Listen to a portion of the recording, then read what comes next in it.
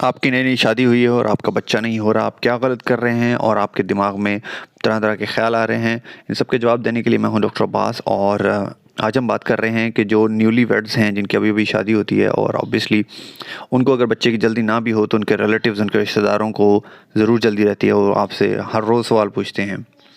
तो क्या चीज़ें आप गलत कर रहे होते हैं ज़्यादातर, और क्या चीज़ें आपको पता होनी चाहिए कि आप करेंगे तो नॉर्मल प्रेगनेंसी होने के ज़्यादा चांसेस हैं।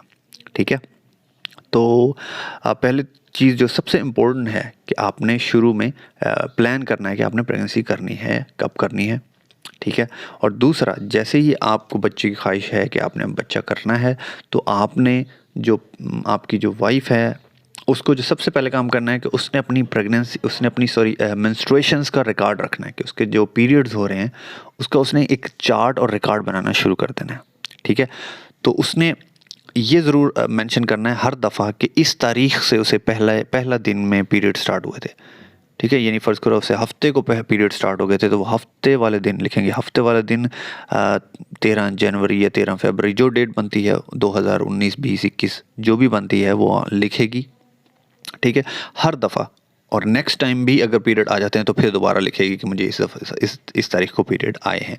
ये बहुत ज़रूरी है। ठीक है, इसकी दो अहमियत है। एक तो ये कि आपको ये पता चल जाता है कि आपका जो पीरियड का जो टोटल साइकिल है वो कितने दिनों का है। ठीक है, तो तब आपको पता लगेगा कि कौन से दिन आपको प्रेगनेंसी होने के ज़्यादा चांसेस हैं। ठीक है, ये चीज़। और दूसरा, आपको ये फ़ायदा होगा कि जब आप प्रेग्नेंट हो जाएंगी तो आपको अपने बच्चे की एग्जैक्ट ग्रोथ का पता चलेगा कि अब वो 3 महीने का हो गया या 4 महीने का हो गया। तो एग्जैक्ट इससे आप बड़ी आसानी से कैलकुलेट भी कर सकती हैं, खुद भी, और डॉक्टर भी बड़ी आसानी से इसको कैलकुलेट कर सकता है। तो ये बहुत ही आसान है जब आप। और दूसरी तीसरी चीज़, आपने अपने घर में स्ट्रिप्स रखनी है। एटलीस्ट आपके घर में 10-15 स्ट्रिप्स पड़ी हों, बहुत ही सस्ती होती हैं। और एक कंपनी की ना रखें, मुख्तलिफ कंपनियों के रखें। ठीक है, अगर एक वर्क नहीं कर रही या अगर आप कंफर्म नहीं है तो एक से पॉजिटिव आ रहा है तो दूसरी से भी चेक करके कंफर्म कर सकते हैं। ठीक है, ये 3 चीज़ें आपने करनी है। उसके अलावा अब जो मैं आपको कह रहा था कि आपने ये ध्यान में रखना है कि आपकी वाइफ की जो पीरियड है वो कितना बड़ा है। यानी अगर उसको फर्स्ट मीन्स पीरियड स्टार्ट हुआ था, फिर उसके बाद नेक्स्ट पीरियड जब स्टार्ट हुआ तो उसके दरमियान कितना फासला है।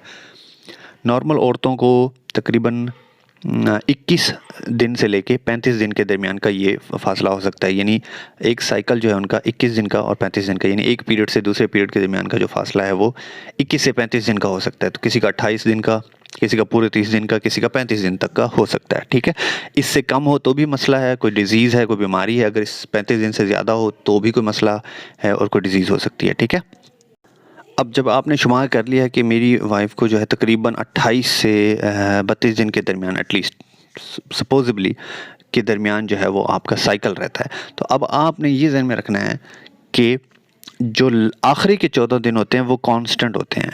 अब हमने ये पता करना है कि आपकी जो वाइफ है उसको अंडा यानी ओवुलेशन कब निकलता है। और ये बहुत इंपॉर्टेंट, क्योंकि जब अंडा निकलता है या ओवुलेशन होती है तो उसी दिन, उससे एक दिन पहले या एक दिन बाद और या उसी दिन, ये 3 दिन इम्पोर्टेंट होते हैं। इन 3 दिनों के दरमियान अगर आप आपस में मुबाशरत करेंगे तो ज़्यादा चांसेस हैं कि आपको बच्चा हो जाएगा।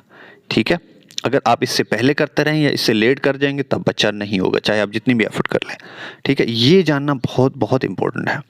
तो अब कैसे पता चलेगा कि किस दिन जो है वो अंडा जो है वो निकलेगा या ओवुलेशन होती है। इसका आसान तरीका ये है कि फ़र्ज़ करते हैं कि आपकी वाइफ का जो साइकिल है वो 28 दिन का है, कि 28 दिन एक पीरियड से दूसरे पीरियड के दरमियान 28 दिन का फासला है। तो इसका मतलब ये हुआ कि आखिरी 14 दिन तो कांस्टेंट होते हैं, यानी 28 में से 14 निकालें तो 14वें दिन जाके उसे जो है वो अंडा उसका निकलता है, 14वें दिन। तो इसका मतलब ये है कि आप 13वें, 14वें और 15वें दिन अगर आप मुबाशरत करेंगे तो आपकी प्रेगनेंसी के ज़्यादा चांसेस हैं।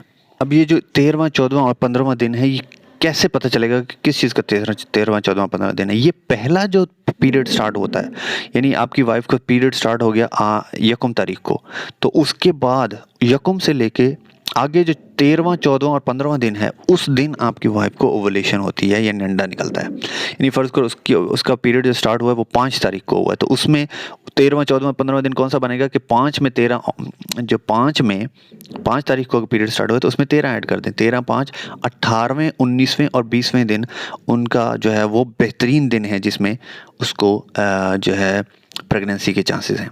ठीक है, लेकिन ये ऊपर नीचे हो सकता है, हमेशा हमेशा ऊपर नीचे हो सकता है। तो हमेशा हम ये कहते हैं कि जैसे ही ये दिन आए उस वक्त भी आपने मुबाशरत तो रोज़ ही करनी है, अदरवाइज़ आपने एटलीस्ट हर तीसरे दिन ज़रूर करनी है, यानी 2 दिन से ज़्यादा का गैप ना हो।